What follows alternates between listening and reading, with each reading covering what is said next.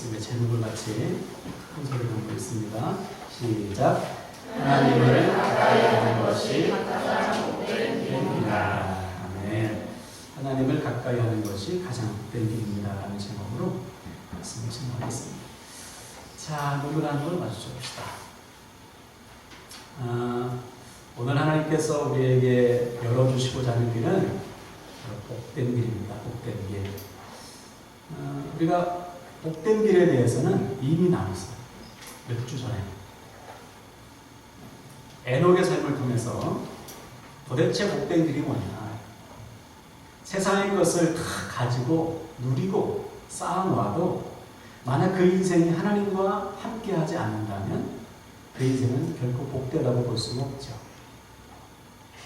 가장 복된 인생은 누구냐?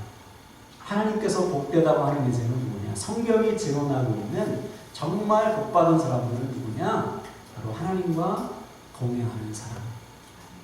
또 구체적으로 말하면 지금 자신과 함께 하시는 하나님을 믿고 그 하나님 앞에 자신의 삶을 다 맡기는 사람. 그 사람이 복된 사람. 그래서 우리가 잘 아는 솔로몬은요, 자신의 인생을 돌아보면서 전도서라는 책을 썼죠. 자기의 인생을 헛되다라고 고백했습니다. 왜냐하면 그가 전도서에 이렇게 썼는데 그는 왕이니까 자기의 온 힘을 다해서 몰아봤어요. 모든 쾌락을, 모든 지식을, 모든 금은 보화를 다 얻어봤습니다. 근데 채워지지가 않아요. 아무리 채우고 물론 순간의 기쁨, 즐거움, 만족은 있죠. 근데 이것이 지나고 나면 또 공허하고 안 채워져요. 그렇게 수십 년을 흘러보냈습니다. 세월을 낭비했어요. 그리고서 죽기 한 4, 5년쯤에 깨달은 거예요. 사람은, 인간은 세상의 것으로는, 세상의 금은 보화로는, 쾌락으로는 채워지지 않는구나. 오직 하나님, 영원하신 하나님만이 나를 채울 수가 있구나. 하나님이 그렇게 창조하셨구나 라는 사실을 죽기 전에 깨달았어요. 일교명학교. 그래서 그는 자기의 인생을 헛되다고 고백하면서 청년들을 향해서, 아직 살 날이 남아있는 청년들을 향해서 이 말씀을 남긴 것이죠. 우리가 너무나도 잘 알지만 지금 외워야 될 말씀이기 때문에 우리 앞을 보고 한번 솔로몬의 마지막 유언을 같이 읽습니다. 시작. 일의 결국을 다 들었으니 경외하고 그의 명령들을 지킬지어다. 이것이 모든 사람의 본분이니라. 하나님은 모든 행위와 모든 은밀한 일을 선악간에 심판하시리라. 그렇죠? 사람의 본분은 하나님을 경외하고 그 말씀 안에 사는 것. 그때 진짜 기쁨, 만족, 행복이 주어진다는 것이죠. 더 나아가 영원한 복을 누리게 되는 것입니다. 반면에 세상이 주는 복인 줄 착각하고 인생을 낭비하다가는 반드시 뭐가 있다고요? 하나님의 심판입니다. 세상의 것을 쫓다가는 잠깐의 만족과 행복을 누릴 수는 있지만 그 인생에 남는 것은 심판밖에 없다. 그러므로 사랑하는 우리 함께하는 교회 가족 여러분, 솔로몬처럼 인생을 다 허비한 후에 깨달아서는 안 돼요. 오늘 말씀을 통해서 우리가 다시금 하나님과 동행하는 진짜 복 누리시기를 주님 이름으로 축원을 드립니다. 어쩌다가 한번 실컷 누리고 또 쉬었다가 또 누리고 그래서는 안 돼요. 매일매일 순간순간 24시간 하나님의 인도하심을 받아요. 자, 그럼 여기서 첫 번째 질문. 우리가 이 말씀을 보니까 5월 26일에 나눴더라고요. 에녹의 삶을 통해서. 그 후로 지금 한 3주가 지났는데요. 지금까지 여러분은 하나님과 동행하는 이 진짜 복을 날마다 누리며 사셨나요? 그렇지, 내가 에녹처럼 하나님과 동행하면서 하나님께서 주시는 진짜 복을 누리며 살아야지. 별달 했잖아요, 그죠? 목장모님께 나누기도 하고, 진짜 우리가 누리며 살았냐? 어떤 분은 진짜 누리며 지금 사실 거예요. 날마다 하나님과 동행하면서 하나님께서 주시는 복을 누리면서 살 것입니다. 그런 사람에게는 어떠한 증거가 나타난다고 했죠? 하나님을 기쁘시게 하는 증거가 나타난다. 에녹의 삶을 통해서 사람들이 보는 거예요. 에녹은 정말 하나님과 동행한다. 전교회에 임한 기쁨이 사람들에게 막 흘러가는 거예요. 하나님과 동행하면 여러분을 통해서 여러분 가정이 기쁘고, 아멘이십니까? 주변이 기뻐요. 다 살아. 내가 하나님과 지금 동행하고 있습니다. 내가 지금 하나님과 함께하고 있으면요, 그 기쁨이 나를 통해 흘러가게 되어 있습니다. 반면에 전혀 누리지 못하는 분도 혹 계실지도 몰라요. 하나님과 동행하지 않으면 그렇게. 정확히 말하면 지금 나와 함께 하시는 하나님을 내가 잊어버리고 살면, 하나님은 우리를 떠난 적이 없잖아요. 우리가 잊고 사는 거지. 그러면 바라보지 못하면 하나님께서 주시는 복을 누릴 수도 없어요. 나만 무너지는 것이 아니고 내 주변도 다 무너지게 됩니다. 우리가 요즘 수요일마다 다윗의 범죄, 여러분 잘 아시는 밧세바를 범하고 우리아를 죽이는 이 끔찍한 죄를 나누고 있는데요. 그렇게 신실했던 예배자, 자타가 공인하는 최고의 신앙인, 찬양 사역자로, 그렇지? 다윗이 막 찬양하니까 귀신이 떠나고 막 그랬잖아요. 예배자. 그랬던 다윗이 어떻게 이 말도 안 되는 끔찍한 죄를 저지르고 있냐 말이에요. 이유는 한 가지죠. 지금 다윗이 자신과 함께 하신 하나님을 못 본다. 육신의 욕망이, 정욕이 그것을 앞섰어요. 하나님을 향한 간절한 갈급함이 어느 순간 사라져요. 그러니 간음죄, 살인죄까지 저질렀어요. 자, 그럼 여기서 우리아는 끝까지 믿음을 지켰어요. 그래도 다윗에 의해서 죽임을 당한 우리아는 끝까지 하나님 앞에 충성된 종이라는 칭찬을 받다가 순교했어요. 전쟁터에서. 근데 다윗은 지금 어떻습니까? 다윗의 명령을 따라서 밧세바를 데려온 신하들, 야 우리아를 죽여라, 말도 안 되는 명령을 받아서 순종할 수밖에 없었던 요압 장군과 그의 부하들은 얼마나 큰 믿음의 상처를 받았냐 말이죠. 씻을 수 없는 상처.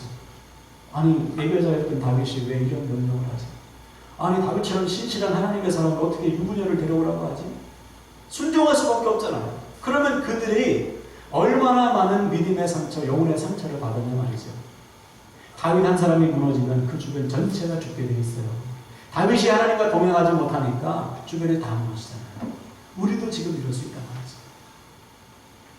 내가 하나님과 동행하면 내 주변이 다 살지만 내가 하나님과 동행하지 않으면 나뿐만 아니라 내 주변이 다 무너집니다. 그러므로 하나님과 동행하는 복을 누리지 못한다는 것은 그 자체로 끔찍한, 비참한 것입니다.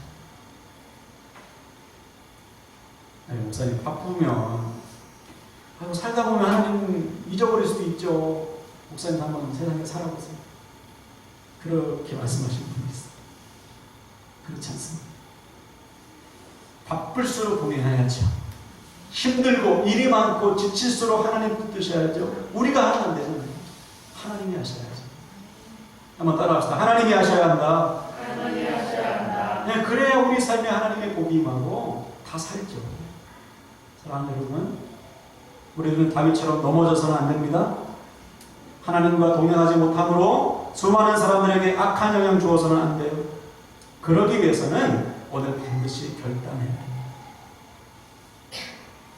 한 번 더 생각해 볼 것은 다윗이 여러분 밧세바를 데려와서 간음하고 우리아를 전쟁터 맨 앞에서 보내서 죽게 만들 때 다윗이 하루에 3번 정해진 시간 동안 기도하는 시간에 기도했을까요? 안 했을까요?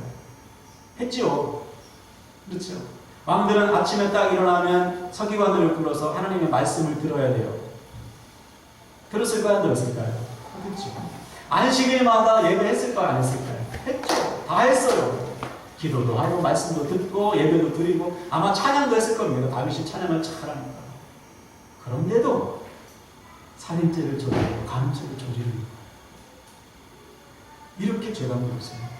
하나님과 동행하지 못하면 무뎌지고 무뎌져서 나중에는 단단하게 굳어가지고요. 아무리 말해도 안 들려요. 지금도 하나님의 말씀이 들리는 사람이 있고 안 들리는 사람이 있을 겁니다. 굳어져서 깨뜨려져야 됩니다.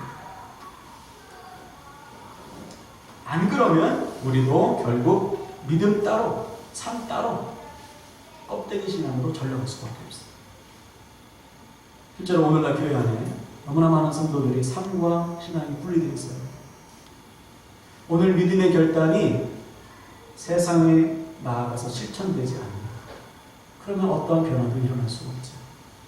다윗처럼 예배당 안에서는 거룩한 예배자지만 삶 속에서는 끔찍한 짓을 저지를 수가 있어요. 더 심각한 것은 뭐냐면 미리 포기하는 겁니다.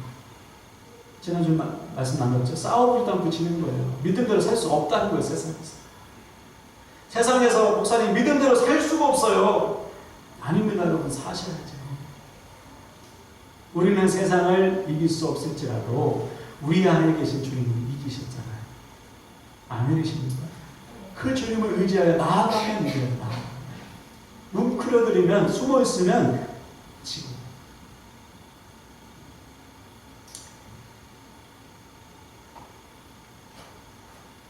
그래서 하나님은 다윗을 포기하지 않으셨어요. 이게 의미입니다. 하나님은 여러분을 포기하지 않으십니다. 저를 포기하지 않았어요. 그래서 끊임없이 말씀하세요. 다윗에게 보냈어요. 선지자를 보내가지고 다윗의 죄를 만천하에 풀어내셨어요. 다윗이 자기 힘으로 덮은 죄를 하나님이 다 내셨어요. 왕궁에 있는 수많은 사람들과 하나님 앞에 다윗이 자기의 죄를 고백합니다. 회개했어요. 하나님, 제가 죄인입니다. 그때 하나님은 다윗을 다시 회복해 주셨어요. 근데 다윗이 죗값을 치러야 했어요. 바세바와 자기 사이에 난 아들이 일주일 만에 죽죠. 다윗은 물론 기도합니다. 하나님의 뜻을 붙잡고 아들이 죽자 하나님 앞에 감사의 찬양을 드려요. 자기 죄를 인정하고 죗값을 치르는 것이죠. 여기서 보시면 하나님은 우리가 하나님과 동행하지 못하는 것을 결코 그냥 두시지 않습니다. 반드시 돌이켰어요. 하나님과 동행하는 진짜 복을 누리게 하시는 거예요. 오늘도 돌이키는 은혜가 저와 여러분에게 임하길 바랍니다. 자, 그러면 오늘 우리가 나눈 말씀은 어떻게 하면 그러면 우리가 이 복을 날마다 매 순간 항상 누릴 수 있을까? 다윗처럼 중간에 넘어지지 않고 어떻게 하면 우리가 일생 동안 하나님과 동행하는 복을 누리게 될까? 답은 아주 간단해요. 27절과 28절 다시 한번 봅니다. 무릇 주를 멀리하는 자는 망하리니 음녀같이 주를 떠난 자를 주께서 다 멸하셨나이다. 하나님께 가까이 하니 내게 복이라. 내가 주 여호와를 나의 피난처로 삼아 주의 모든 행적을 전파하리라. 아멘. 따라합시다. 하나님을 가까이 하라. 이 방법 외에는 없어요. 우리가 하나님과 동행하기 위해서는 날마다 하나님께 가까이 나아가야 돼요. 이 노력이 필요합니다. 노력 없으면 안 된다는 것이죠. 오늘 시편 이 73편을 지은 사람이 아삽이라는 사람이 아삽. 73편의 본문을 처음부터 읽어보면은 아삽은 처음에 하나님을 찬양하지 않아요. 오히려 원망합니다. 아삽은 왕궁에 있는 찬양대의 지휘자예요. 신실한 믿음의 사람. 근데 아삽이 볼 때 세상이 너무 불공평한 거예요. 악한 사람, 힘 있는 사람이 득세하고 죽을 때까지 평안하고 잘 살아, 배부르게 살아. 대신에 하나님의 말씀대로 살기를 원하는 사람들 맨날 어려움 당하고 고난 당하고 그렇거든요.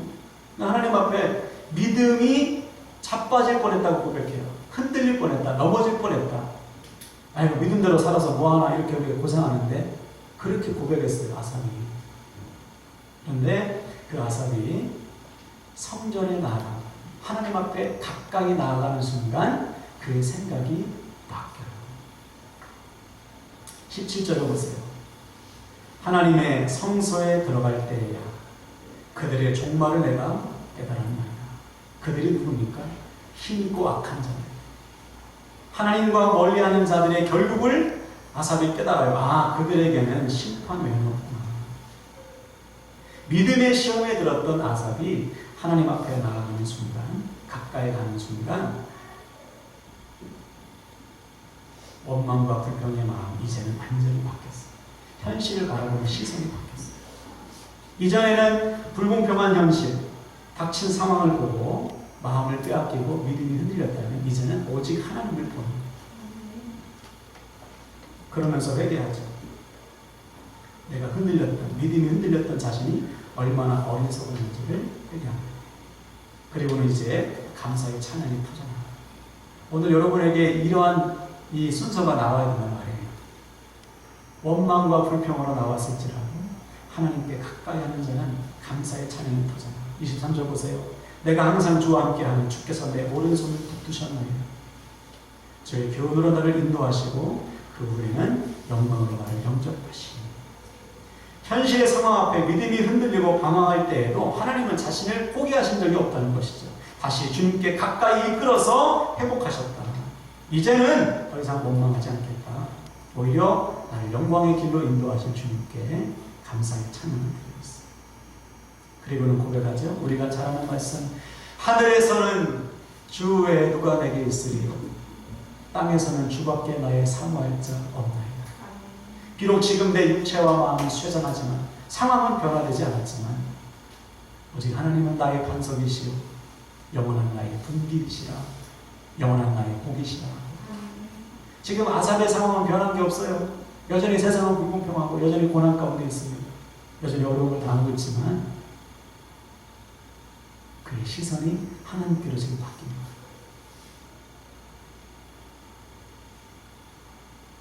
그러므로 오늘 하나님께서 우리에게 주시는 답은 뭐냐? 아주 간단해요. 하나님을 가까이 할 때만 살 수 있어요. 그래서 인생의 결론을 내린 거예요. 아삽은. 주를 멀리하는 자는 망할 것이지만 하나님께 가까이 하는 자는 복을 얻을 것이다. 내가 이것을 일평생 선포하며 노래할 것이다. 그러므로 사랑하는 여러분, 하나님과 가까이 하는 사람은 현실에 무너지지 않습니다. 날마다 나를 붙드시는 하나님과 함께 오히려 복을 누리게 하겠습니다. 그러면 우리 스스로 한번 질문을 해보세요. 한 주간 내가 하나님과 동행하기 위해서 어떠한 노력을 했는가? 하나님과 가까이 하기 위해서 내가 어떠한 노력을 했는가? 이것이 우리가 반드시 풀어야 될 숙제입니다.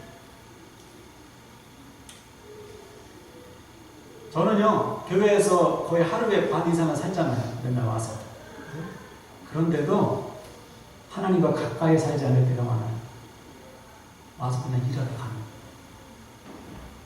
말씀을 준비하면서도 어떻게 성도님들에게 말씀을 전하고 은혜를 미치지? 이렇게 생각하면서 말씀 속에 나에게 말씀하신 하나님의 음성을 듣지 못할 때가 많아요. 여러분 속았지?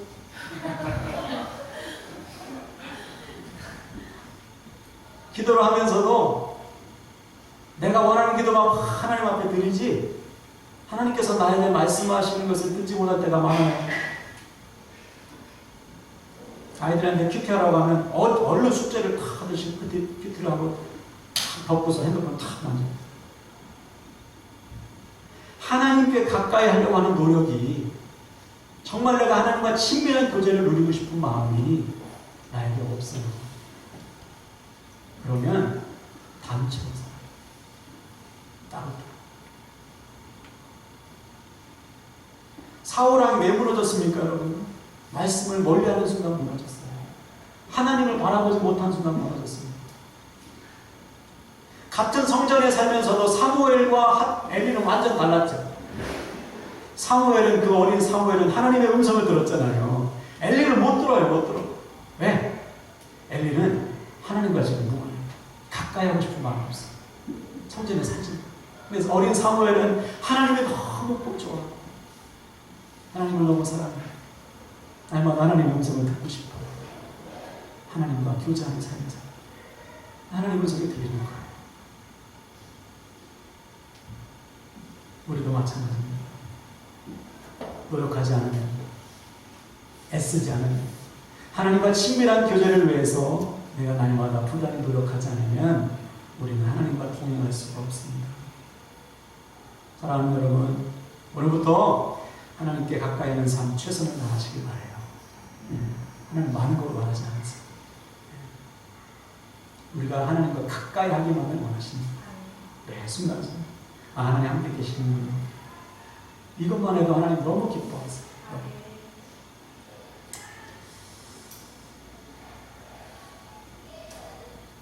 그래서 오늘 보니까 아삽이 우리에게 세 가지 실천사항을 알려주고 있습니다. 자, 첫째 따라합시다. 말씀을 가까이 하자. 네, 24절에 보니까 아삽은 하나님을 향해 주의 교훈으로 자기를 인도해 달라 고백했어요. 그래서 말씀의 인도를 받는 삶을 말합니다. 말씀의 인도를 받기 위해서는 우리가 말씀을 가까이 해야죠. 여러분 성경책 다시 붙드시기 바랍니다. 네, 내려놓으신 분 계시죠? 다시 붙드세요. 자동차에 두지 마시고 책상에 다 보시고. 네. 운전하다가 보시는 분 있어요. 운전하다가 성경책 보지 마세요. 큰일 납니다. 네. 말씀을 읽는 시간을 확보하세요. 큐티 그냥 하지 마시고 그 속에서 하나님의 음성을 들으세요. 그것이 어려우신 분들은 요즘 좋아졌잖아요. 들려주는 성경, 그렇죠? 읽는 성경. 설교도 다른 목사님 설교도 많이 들어보세요. 은혜 받는 목사님 설교, 제 설교도 많이 들으시고. 지겨우시면 딴 놈도 드시고. 우리가 맨날 집밥만 먹을 수 없잖아요. 내식도 좀 하고 해야 돼. 아무튼 말씀을 읽는 시간을 여러분 늘려가세요. 거기서 하나님의 음성을 들으세요. 두 번째 따라합시다. 하나님을 바라보자. 아삽은 이제 하나님만 보겠다고 했어요. 세상을 보면은 아무리 믿음 좋은 사람도 무너지게 되었어요. 아무리 믿음 좋은 다윗도 유부녀를 보고 넘어졌잖아요. 그렇죠?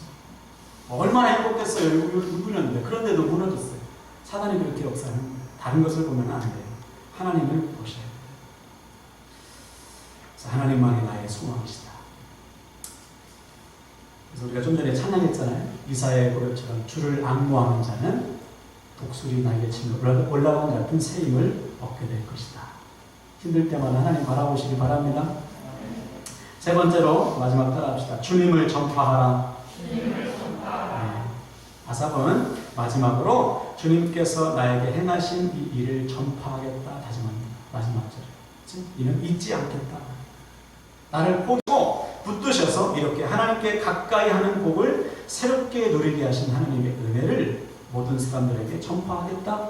이것이 하나님과 가까이 하는 자에게 나타나는 특징이에요. 전할 기회를 주시는 거예요. 뭐하러 하나님께서 우리와 동행하시겠어요? 야, 조 목사, 내가 너와 동행하지. 너 너무 좋지. 너 너무 은혜를 누리고 있지. 너만 갖고 있으면 내게 네 전파해라. 전파하는 거예요. 전하고 전하는 거예요.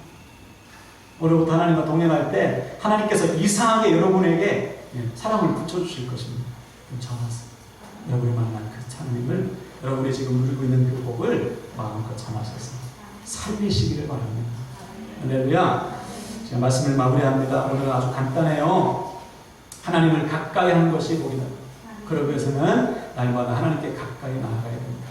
첫 번째 아삽처럼 날마다 말씀을 가까이 하고, 두 번째 하나님을 바라보고, 세 번째 하나님을 전하자. 그래서 오늘도 이 시간 선포할 때 아멘 하세요. 아삽이 누렸던 하나님을 가까이 하는 복을 날마다 또 일생 동안 누리시기를 주님의 이름으로 축원을 드립니다. 할렐루야. 이 시간 말씀 붙들고 다시 한번 찬양할게요.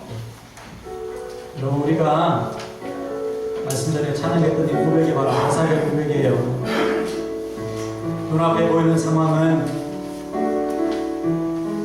불공평하고 억울할지 몰라도 하나님을 따르겠다는 고백입니다.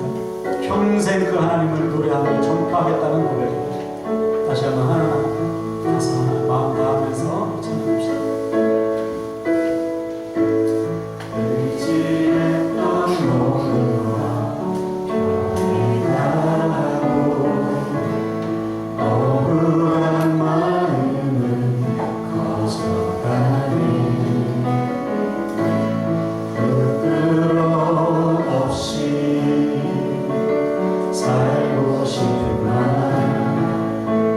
주님 아시네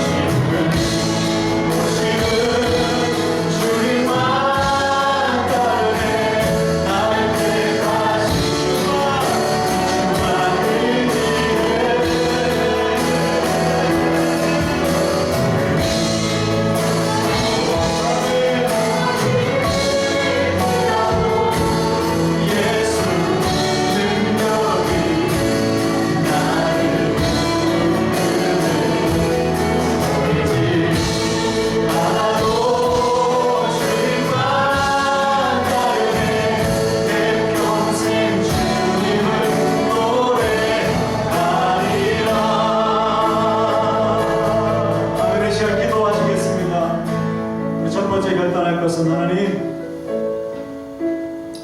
하나님과 동행해야 한다는 사실을 알면서도 노력하지 못했던 우리의 영적 게으름을 용서하소서. 오늘부터 하나님과 가까이 하는 삶 최선을 다하겠습니다. 우리를 붙드셔서 다시금 하나님과 가까이 하는 이 복을 날마다 모든 상황 속에서 누리게 하여 주시옵소서.